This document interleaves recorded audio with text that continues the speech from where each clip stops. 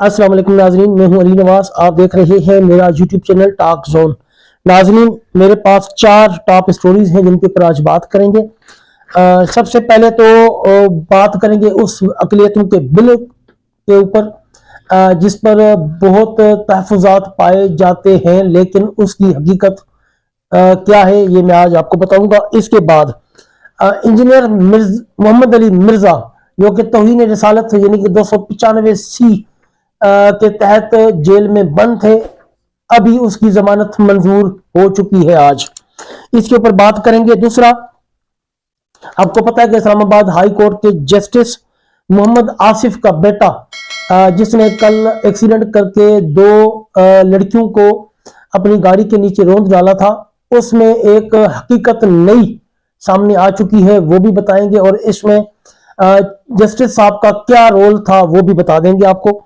इसके अलावा मुफ्ती आजम मुफ्ती मुनीब रहमान साहब की तबीयत के बारे में भी बात करेंगे। और बाकी भी अगर कोई फ्रेश खबर आ जाती है तो वो आपके साथ डिस्कस करेंगे। इससे पहले अगर आप मेरे चैनल पर पहली मर्तबा आए तो चैनल को लाइक और सब्सक्राइब जरूर कर दें। चलते हैं अपने मौजू की तरफ। नाज़रीन, आप लोगों को पता है कि कल से एक सोशल मीडिया पर बहुत बड़ी कंपेन चल रही है कि कादियानियों को इस बिल के तहत तहफ़्फ़ुज़ दिया गया है, जो कि कल असेंबली ने पास किया है, अक़लियतों के हुकूक और तहफ़्फ़ुज़ का बिल, जिसमें कादियानियों के हक में कानून बनाए जाने की खबरें चल रही हैं। लेकिन मेरा ये मानना है कि जब बात तहफ़्फ़ुज़ ख़त्म नबूवत और हुज़ूर अलैहिस्सलातु वस्सलाम की हुर्मत पे के बारे में हो तो बात सच और हक की करनी चाहिए। किसी सियासी पार्टी का साथ नहीं देना चाहिए और इसमें सियासत नहीं करनी चाहिए। ये मेरा अपना जाती ईमान है। असल कहानी क्या है? वाकई 1973 का मुत्तफ़िका कानून तब्दील हो रहा है? क्या वाकई कादियानियों को कोई रियायत दी जा रही है? असल मामला क्या है, इस पर बात करेंगे। मसला यह है कि सुप्रीम कोर्ट की रिकमेंडेशन थी कि 2014 की रिकमेंडेशन थी कि कादियानियों के हवाले से एक ऐसा कमीशन बनाए कि जिसमें तौहीन मजहब का जो कानून है इसका मिसयूज ना हो। और दूसरा ये कि अक़लियतों को तहफ़्फ़ुज़ भी फराहम किया जाए। अक़लियतों की जब भी बात आती है इनके हुकूक की, तो कादियानी इस मौके का भरपूर फायदा उठाते हुए नजर आते हैं और इसकी कोशिश करते हैं और अपने लोगों के लिए फैसिलिटी लेने का काम करते हैं और कोशिश करते हैं कि अपने लोगों को किसी तरीके से फैसिलिटेट किया जाए। वजीर कानून आजम नजीर तारण सलाम के मुस्तहक हैं कि जिसने असेंबली के फ्लोर पर भी ये बात वाज़ेह कर दी कि ये बिल कादियानियों के लिए नहीं है और कादियानी इस बिल से इस्तेफादा नहीं कर सकते। याद रहे कि इस कानून की 2 शिकों से साबिक सुप्रीम कोर्ट बार के सदर और जमयत उलमाए इस्लाम फजल रहमान के सेनेटर कामरान मुर्तजा ने एतराज उठाया था कि इन 2 शिकों से कादियानी फायदा उठा सकते हैं या उठाने की कोशिश कर सकते हैं। इसके फौरन बाद हुकूमत ने ये दोनों शिकें इस कानून से खत्म कर दी। लिहाजा अब इस कानून से कादियानियों को कोई फायदा पहुंचने वाला नहीं है। यानी कि 2 शिकें ऐसी थी, सेनेटर कामरान मुर्तजा ने और सुप्रीम कोर्ट बार के सदर उन्होंने जो है इसको पॉइंट आउट किया था कि बिल वास्ता या बिला वास्ता कादियानी इससे फायदा उठा सकते हैं और कोशिश कर सकते हैं। जब यह कानून प्रेसिडेंट ऑफ पाकिस्तान सदर जरदारी के पास फाइनल दस्तखत के लिए पहुंचा तो सदर पाकिस्तान ने भी इसकी 6 शिकों पर ऑब्जेक्शन लगाकर इस कानून को वापस किया था कि इससे कादियानी फायदा उठा सकते हैं। इसके अलावा असेंबली फ्लोर पर जमयत उलमा इस्लाम ने फजल रहमान साहब ने भी खिताब किया और अपने पॉइंट्स बताए और पीटीआई के गौहर अयूब ने भी अपने तफजात के बारे में आगाह किया। और सबसे जो अहम बात की वो कादिर पटेल ने भी बड़ी लंबी चौड़ी तकरीर की कि मेरे कायद जुल्फकार अली भुट्टो جس کی داڑھی اور مونچھ بھی نہیں تھی، اس نے اس قانون کو پاس کر کے یہ قادیانیوں والا فتنہ ہمیشہ ہمیشہ کے لیے ختم کر دیا تھا۔ اور انہوں نے یہ بھی کہا کہ کم از کم پیپلز پارٹی کے ہوتے ہوئے کوئی یہ نہ سوچے کہ اس قانون کو ختم کیا جائے گا یا ایسا قانون پیپلز پارٹی ایکسپٹ کرے گی جس سے قادیانیوں کو فائدہ ہو رہا ہو، جبکہ ہمارے قائد نے اس قانون بنانے کے لیے بہت بڑی قربانی دی ہے، اور ہم تحفظ ختم نبوت کے قانون پر کوئی سمجھوتا نہیں کریں گے۔ میں آپ کو اسمبلی میں جو اسپیچ ہوئی ہے اعظم نذیر تارڑ کی، قادر پٹیل کی اور باقی بھی رہنماؤں کی، وہ چند کلپس آپ کو سناتا ہوں، پہلے آپ وہ کلپ سن لیں۔ ذاتی رائے سمجھ لیں، میں لا منسٹر صاحب سے اپیل کروں گا، دوبارہ میں کہتا ہوں، پہلے بھی کہہ چکا ہوں، ایسا کوئی فلڈ گیٹ نہ کھولیں کہ میرے آقا نامدار کی حرمت پہ کوئی سوال اٹھے۔ خدا کے واسطے یہ آئیڈیا کنسیو کیا جائے۔ میں مولانا صاحب کی بات کو فل سپورٹ کرتا ہوں۔ محمد و آل محمد کی ناموس پر نہ کوئی سودے بازی ہوگی اور نہ کوئی امینڈمنٹ ہم ہونے دیں گے۔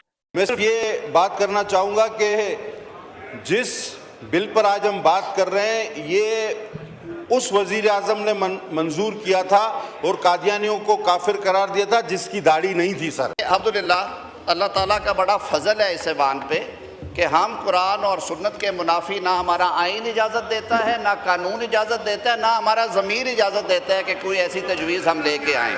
جی علامہ سے ابھی میں نے خود جا کے ان سے پوچھا، جو چار ترامیم سجیسٹ کی گئیں ان کو انکارپوریٹ کیا گیا۔ جی ایک اندیشہ یہ تھا کہ کہیں اس کانسٹیٹیوشن جو یہ کمیشن بنایا جا رہا ہے، اس ایکٹ کی پروویژن سے کہیں اینٹی قادیانی آرڈیننس یا اس سے متعلقہ کوئی پروویژن جو ہے وہ ڈائلیوٹ، یعنی کہ وہ کم نہ ہو جائے یا اس کا قانونی اثر کم نہ ہو جائے۔ اس کا ایفیکٹ سیکشن 35 میں کہہ دیا گیا کہ یہ قانون ان ایڈیشن ٹو ہے، ان ڈیروگیشن آف لا بھی نہیں ہے اور کسی عدالت کی ججمنٹ پہ بھی نہیں ہوگا۔ لیکن اس کے باوجود کامران مرتضیٰ صاحب کی یہ تجویز ہے کہ سیکشن 35 اومٹ کر دیا جائے۔ ہمیں اس پہ اعتراض نہیں ہے، ہم نے پہلے بھی اس کو اسی شکل میں رکھا ہوا تھا۔ دوسری جو ڈیفینیشن ہے اقلیت کی، وہ جو آئین میں درج ہے وہ نان مسلم کا ورڈ ہے، تو یہ غیر مسلموں کے لیے کمیشن ہے۔ سر ہمارے عیسائی، ہندو، پارسی بھائی جو اتنے ہی اچھے پاکستانی ہیں جو ہم ہیں، یہ سر 6 سال سے سپریم کورٹ آف پاکستان نے 2014 میں یہ ججمنٹ دی کہ ایک ان کا کمیشن بنائے تاکہ جو ان کے ساتھ زیادتیاں ہوتی ہیں یہ اپنے مقدمات حکومت کو بھیج سکے اس کمیشن میں دیکھنے کے بعد۔ آج سر یہ 10 سال کے بعد یہ جوائنٹ سٹنگ میں آیا ہے۔ میں الحمدللہ نہ ہمارے والدین کی یہ تربیت ہے، نہ ہمارے یہ خمیر میں نہ خون میں ہے کہ کوئی ایسا کام ہو جس کی وجہ سے فتنہ قادیان کو ہوا ملے۔ ہم نے اپنے آقا کے حضور سب نے سرخرو پیش ہونا ہے۔ یہ ناظرین آپ نے اسپیچ سن لی، اعظم نذیر تارڑ نے کلیئر بتا دیا کہ قادیانیوں کو اس بل سے کوئی فائدہ نہیں ہوگا، یہ بل صرف اقلیتوں کے لیے ہے، قادیانیوں کے لیے نہیں ہے۔ میں ایک مرتبہ پھر کلیئر کرنا چاہتا ہوں ان تمام دوستوں کو جو کہ سوشل میڈیا کی پوسٹیں پڑھ کر یہ سمجھتے ہیں کہ قادیانیوں کو تحفظ دیا جا رہا ہے، ایسی کوئی بات اس قانون میں نہیں ہے۔ قادیانیوں کا مسئلہ جو ہے وہ جوں کا تو ہی ہے، وہ کافر ڈکلیئر ہو چکے ہیں، ہمارے آئین کے مطابق وہ کافر ہی ڈکلیئر ہوں گے۔ ان کو کبھی بھی وہ حیثیت نہیں ملے گی مسلمانوں والی، نہ ہی اقلیتوں والی، جب تک کہ وہ اپنے آپ کو اقلیتی تصور نہیں کرتے۔ اب اگلی بات کرتے ہیں انجینئر محمد علی مرزا، جو کہ 295 سیٹ توہین رسالت، توہین مذہب اور توہین صحابہ کے کیس میں جیل میں تھے، ان کی آج پیشی ہوئی ہے اور ان کی ضمانت Lahore high court Rawalpindi bench نے منظور کر لی ہے۔ یعنی کہ توہین رسالت کا جو مرتکب ہوا ہے یا توہین صحابہ کا، اس کی ضمانت منظور ہو گئی ہے۔ اب مجھے یہی لگ رہا ہے کہ میں بھی تحریک لبیک پاکستان کو دیوار سے لگانے کا مین مقصد شاید یہی تھا حکومت کا یا ججوں کا، جو کہ پورا ہو چکا ہے، اور اب توہین رسالت کے جو مجرم ہیں ان کی رہائیاں بھی ہونی شروع ہو گئی ہیں۔ یقیناً اس ٹائم پر اگر تحریک لبیک پاکستان ہوتی تو وہ اپنا کردار، اپنا رول ادا کرتی اور اس کے خلاف ضرور پٹیشن میں بھی جاتی اور ان کے خلاف دھرنے اور احتجاج کا اعلان بھی کرتی، لیکن چونکہ اس کو پہلے ہی دیوار سے لگایا جا چکا ہے، اب کوئی ایسی مذہبی پارٹی نہیں ہے کہ جو اس کے لیے آواز بلند کرے کہ مرزا جو ہے انجینئر، اس کی رہائی کس قانون کے تحت ہوئی ہے، جبکہ یہ سزا کا مرتکب ہے نہ کہ رہائی کا۔ ناظرین، مفتی منیب الرحمان صاحب کا آپ کو پتا ہوگا کہ کل ان کی طبیعت اچانک خراب ہو گئی تھی، ان کو ہاسپٹل داخل کیا گیا تھا اور ان کا ڈینگی ڈائگنوز ہوا تھا۔ شکر الحمدللہ ابھی ڈاکٹروں نے ان کی طبیعت کے بارے میں بتا دیا ہے کہ ان کی طبیعت اب خطرے سے باہر ہے اور طبیعت میں بہتری آ رہی ہے۔ مفتی منیب الرحمان یقیناً اہل سنت کا ایک بہت بڑا سرمایہ ہے، اور جب بھی اہل سنت کے اوپر کوئی مشکل وقت آیا ہے تو مفتی منیب الرحمان صاحب نے اپنا کردار ضرور ادا کیا ہے۔ اللہ پاک مفتی منیب الرحمان صاحب کو لمبی اور صحت والی اور عافیت والی زندگی عطا فرمائے۔ ناظرین، چلتے ہیں اپنے آخری موضوع کی طرف۔ آپ کو پتا ہوگا کہ جسٹس محمد آصف، جو کہ سپریم کورٹ بلکہ اسلام آباد ہائی کورٹ کے جج ہیں، ان کے بیٹے نے جو کہ کم عمر تھا، کم ایج تھا، اس نے گاڑی چلا کر لینڈ کروزر، کل رات کو 2 جوان بچیاں تھیں، ان کو اپنی گاڑی کے نیچے رون دیا تھا۔ اس کے بارے میں ایک نئی رپورٹس بھی آ گئی ہیں کہ جس وقت ایکسیڈنٹ ہوا تھا وہ اکیلا نہیں تھا، جبکہ پولیس نے ان کے جو بیٹے ہیں اکیلے اس کے اوپر FIR کاٹی ہے، جبکہ اس کے ساتھ 2 لوگ اور بھی تھے، 2 بچے اس کے دوست اور بھی تھے۔ پولیس کا کہنا تھا کہ جب ہم نے اس بچے نے بتایا کہ میں جسٹس محمد آصف کا بیٹا ہوں، تو ہم نے اس کو گرفتار نہیں کیا اور وہیں پہ روکا۔ اس کے بعد جسٹس محمد آصف صاحب وہاں پر پہنچ گئے۔ سب سے پہلے جج جسٹس محمد آصف صاحب نے جو لڑکی ایک تو فوت ہو چکی تھی، ایک زخمی تھی اور سانسیں جاری تھی، جج صاحب کا تو یہی کام بنتا تھا نا کہ اس کو اپنی گاڑی میں ڈالتے اور اسپتال میں پہنچاتے، لیکن انہوں نے ایسا کام نہیں کیا۔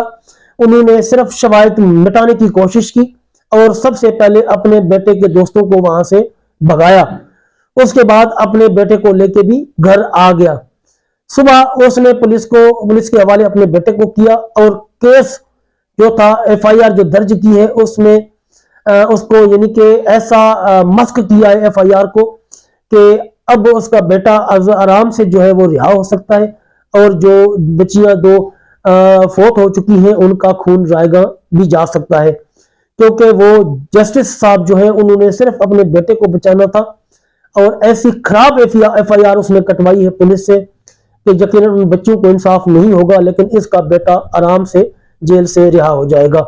یہ ہمارے ملک کا اور ہمارے ججوں کا انصاف ہے اور یہ عدلیہ کا نظام ہے، جبکہ کسی اور ملک میں اگر ایسا کام ہوتا تو یقیناً جج صاحب کی نوکری بھی چلی جاتی اور بیٹا بھی جیل میں ہوتا، لیکن ہمارے قانون میں ایسی کوئی چیز نہیں ہے، ہمارے ملک میں قانون کی عملداری نہیں ہے۔ جی ناظرین، یہ تھی آج کی ویڈیو، ملتے ہیں اگلی ویڈیو میں، جزاک اللہ خیر۔